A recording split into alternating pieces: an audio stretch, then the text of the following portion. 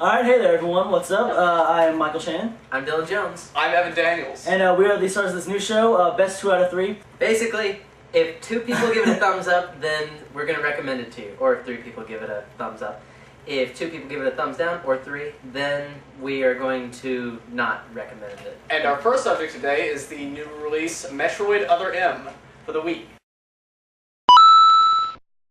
You stay on the ship the entire time. That was the whole thing that I loved about the Prime games, was that you were on this, planet, this alien foreign planet by yourself, and you didn't know what was going on. I mean, it wasn't like, the whole hologram rooms. Yeah, the deal with some of the rooms is that, like, they're really big, and they'll have but it'll be, like, completely projection, to where it'll seem like there's wildlife growing, and, like, way out in the distance, there's just, like, a whole planet to discover.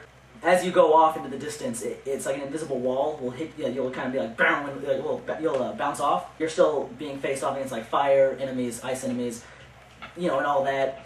But it does make me kind of wish that I was on the planet. Going along with the theme of story that we're going on right now, I have real trouble identifying the motivations of a lot of these characters.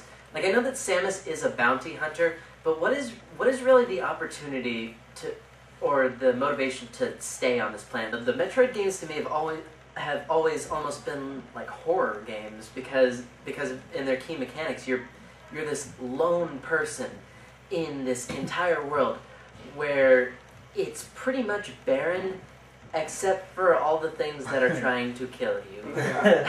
It's a barren planet full of dangerous life. But, exactly. For sure, that's true. But like in a horror game, especially with Riley, flying around off in the distance. Yeah. And I guess you could say that's horror because you're playing a Metroid game. You're gonna fight Riley, but you don't know when. Ridley is the pyramid head of Metroid.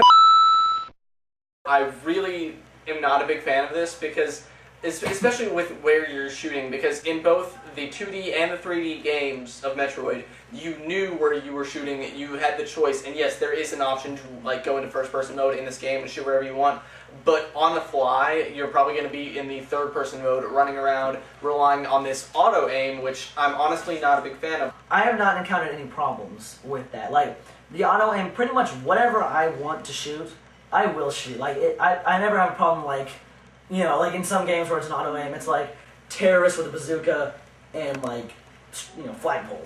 In some games it's like, I'm going to go ahead and focus on the flagpole. The game, I feel, is pretty good at discerning which enemy to shoot at. It has a pretty generous auto-aim, but that's not a bad thing in this kind of game.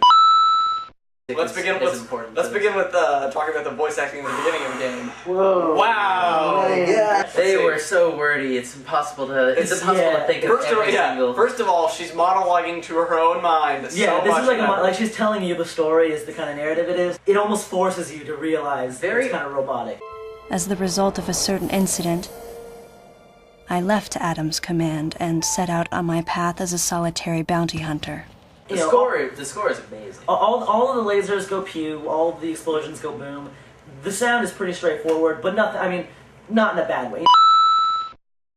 Alright. I think it's time for the final verdict. Michael, let's begin with you. I will give it a thumbs up. I found it really good. I think first-time Metroid fans, for sure, if you feel like getting into the game, into the series, do it. I'm going to have to give this game a thumbs down because, I'm not a huge fan of this new gameplay. I'm not a huge fan of getting close to Samus on a personal level. Rather than this, I would have rather, them, gone back to simple things and made it, another game similar to Fusion or Zero Mission. This game has pros and cons. Gameplay is fantastic, and that's usually one of the deciding points for me.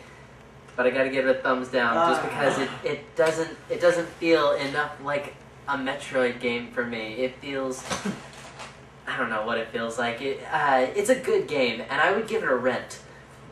Because you're probably gonna finish it within 6 to 10 hours. But that's true. It's kind of short. All right, we've gone on probably long enough. Far too long. See y'all next time. Yep.